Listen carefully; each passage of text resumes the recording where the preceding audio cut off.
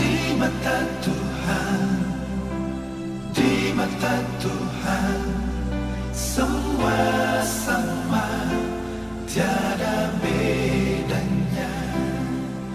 Hanya di mata Tuhan, di mata Tuhan semua sama, tiada bedanya.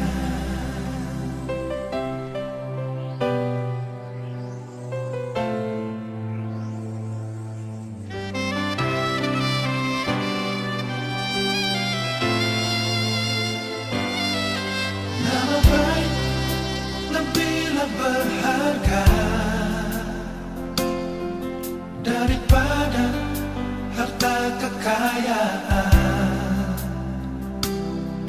Lebih baik disayang orang daripada emas dan permata. Tak perlu iri atau dengki